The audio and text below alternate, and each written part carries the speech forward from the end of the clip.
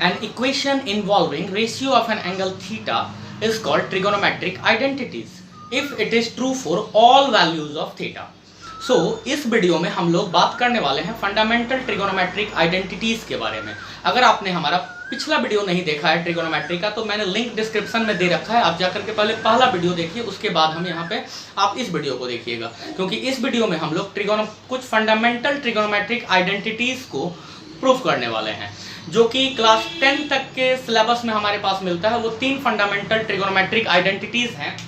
First one is sin square theta plus cos square theta is equal to 1. The second one is cosec square theta minus cot square theta is equal to 1.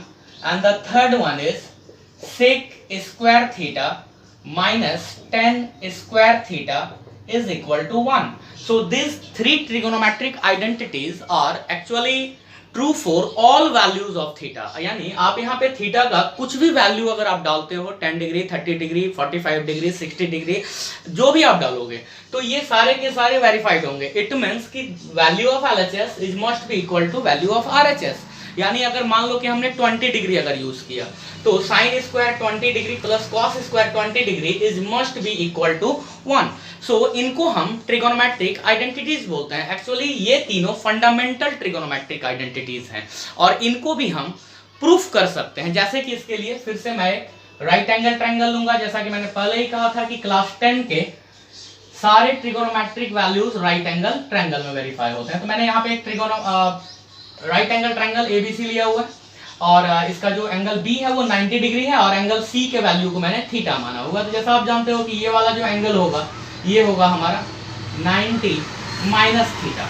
अब अगर मैं इस angle के लिए काम करूंगा तो इस एंगल के सामने का साइड आपको पता है परपेंडिकुलर होगा। ये एंगल जिस पे बेस्ड है वो हमारा बेस होगा और 90 के सामने के साइड को हम हाइपोटेनस बोलते हैं। तो सबसे पहले मैं फर्स्ट वाले को प्रूफ करता हूं। तो फर्स्ट वाले में LHS का जो वैल्यू है वो है हमारा sine square theta plus cos square theta. So अब साइन की अगर हम बात करें तो साइन का वैल्यू होता है हमारा P/H। तो हमारे इस एंगल थीटा के लिए जो P का वैल्यू है वो कौन सा है, तो AB है। तो सबसे पहले मैं साइन थीटा के लिए लिखता हूं P/H का whole square plus cos theta के लिए मैं काम कर रहा हूं, तो थीटा का जो वैल्यू होगा वो हमारा होगा BC। हाँ बेटा, ओके।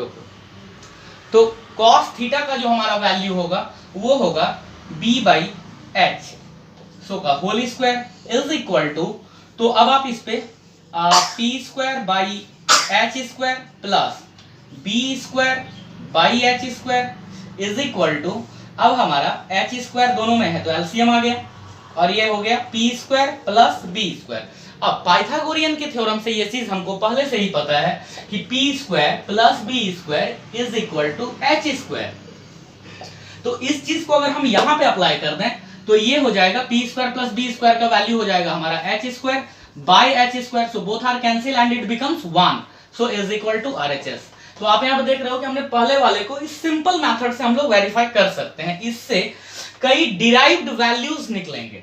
जैसे पहला फॉर्मूला हमारा हो गया sine square theta plus cos square theta is equal to 1। तो अब अगर मैं sine square theta is equal to अगर यूज करता हूं तो 1 और ये कॉस स्क्वायर उधर चला गया, तो हो गया कितना 1 माइनस कॉस स्क्वायर थीटा। वैसे ही अगर मैं कॉस स्क्वायर थीटा को अगर यहां पे रखूं तो ये हो जाएगा 1 माइनस साइन स्क्वायर थीटा। अब अगला अगर मैं यहां से स्क्वायर हटा दूं तो इधर रूट आ जाएगा, यानी अगला फॉर्मूला हो जाएगा sine theta is equal to √1 minus cos square theta. Similarly यहां भी कॉस स्क्वायर वाले से अगर हम स्क्वायर हटा दें तो ये हमारा हो जाएगा cos theta is equal to √1 minus sine square theta. तो इस तरह से हमारे पास टोटल 1 2 3 4 5 यानी हमारे पास 4 डिराइव्ड वैल्यूज आ जाते हैं, जो कि हमारे पास एक फार्मूला था sine square theta plus cos square theta is equal to 1। तो इससे हमने 4 डिफरेंट डिराइव्ड वैल्यूज हमने ऑब्टेन किया। तो इससे क्या फायदा होता है, अगर कभी भी हमको साइन को अगर कॉस में अगर कन्वर्ट करना है या कॉस को अगर हमको साइन में कन्वर्ट करना है तो हम इजी वे में इन फॉर्मूलाज का इस्तेमाल कर सकते हैं। अगले वाले को भी आप सेम मेथड से हम sec square theta minus tan square theta is equal to 1। तो इसके लिए हम LHS का वैल्यू लेते हैं सबसे पहले। तो LHS है हमारा sec square theta minus tan square theta. So sec की अगर हम सबसे पहले तो थीटा की हम बात कर रहे हैं तो हमारे लिए थीटा, फिर ये परपेंडिकुलर, ये बेस और ये हाइपोटेनस एज यूजुअल।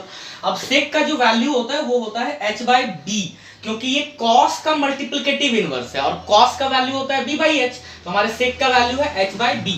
तो ये हो जाएगा हमारा h/b का होल स्क्वायर माइनस, अब 10 की अगर हम बात करें तो 10 का वैल्यू होता है p/b, तो ये हो जाएगा हमारा p/b का whole square is equal to, अब आप दोनों में देखोगे कि h² माइनस p² तो अब यहाँ पे हमारा दोनों में b² है तो आप इजीली एलसीएम आप ले लो, b² ऊपर में हो जाएगा h² माइनस p²। अब आप अगर इस फार्मूला से ही अगर आप डिराइव करना चाहते हो कि h² माइनस p² क्या होगा, तो आप p² को उधर ले जाओ, तो आप यहाँ देखोगे कि b² is equal to h² minus p²। तो अब मैं इसका यूज यहाँ पे कर लेता हूँ, तो ये हमारा हो जाएगा कितना, तो h² माइनस p² का वैल्यू हो गया b², अब आए नीचे वाला b², तो फिर ये दोनों कैंसिल आउट होगा और ये हो जाएगा 1। It means sec square theta minus tan square theta is equal to 1। तो आप जैसे कि ये हमारा फॉर्मूला है तो फिर इससे हम चार अलग अलग डिराइव्ड फॉर्मूलाज बना सकते हैं। जैसे हमारे लिए पहला होगा sec square theta is equal to 1 plus tan square theta, and the next one is tan square theta is equal to sec square theta minus 1। अब आप यहाँ से स्क्वायर अगर हटाओगे तो ये रूट चला जाएगा, तो अगला फॉर्मूला आपका बन जाएगा sec theta is equal to under root 1 plus tan square theta, and tan theta is equal to under root sec square theta minus 1। तो यहाँ पर भी एक से हमने चार अलग अलग डिराइव्ड वैल्यूज ऑब्टेन किया है। तो जैसा हमने फर्स्ट एंड थर्ड के लिए किया वैसे ही हम सेकंड के लिए भी कर सकते हैं। तो इससे हमारा फायदा ये होता है कि अगर हमको कभी साइन को अगर कॉस में कन्वर्ट करना है या कॉस को साइन में करना है तो पहले वाले का यूज करेंगे, अगर मुझे कॉसेक को कॉट में या कॉट को कॉसेक में करना है तो सेकंड, और कभी अगर सेक को टेन में और टेन को अगर सेक में कन्वर्ट करना है तो हम थर्ड वाले को यूज करेंगे। यानी इस तरह से हमारे एक एक के लिए 5-5 फार्मूला आ रहा है, तो टोटल हमारे पास 15 फार्मूलाज हैं।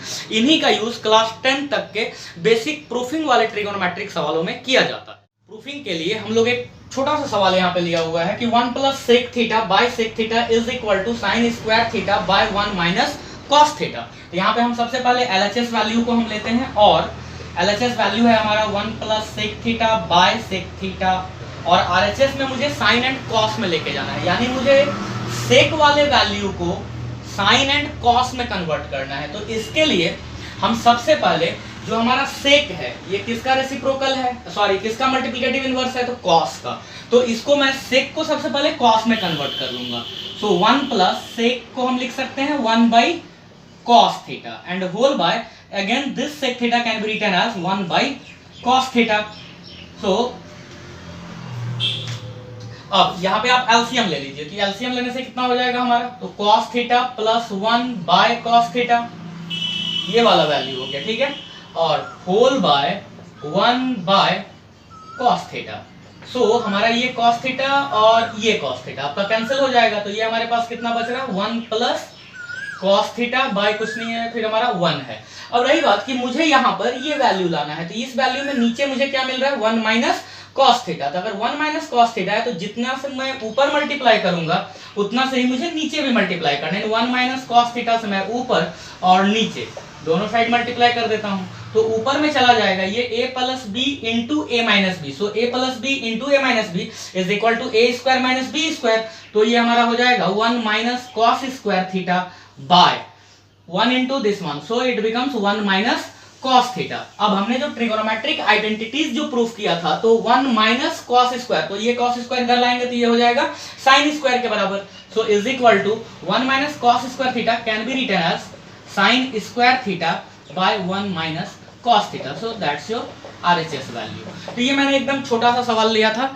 आप कोई भी ट्रिगोनोमेट्रिक्स के सवाल में आप कुछ इस तरह से जिस वैल्यू को कन्वर्ट करना है तो पर्टिकुलर उस ट्रिगोनोमेट्रिक आइडेंटिटीज को लगाने का काम करेंगे, और उस ट्रिगोनोमेट्रिक आइडेंटिटीज को लगाकर यानी हमको जब भी प्रूफ करना है तो मुझे एलएचएस के वैल्यू और आरएचएस के वैल्यू दोनों को ही लेकर के चलना है, यानी दोनों को देखते हुए चलना है कि किस वैल्यू को किस में कन्वर्ट करना है, उसके अकॉर्डिंग टू जो सुटेबल आइडेंटिटीज होगी उसका इस्तेमाल करना है। Thank you.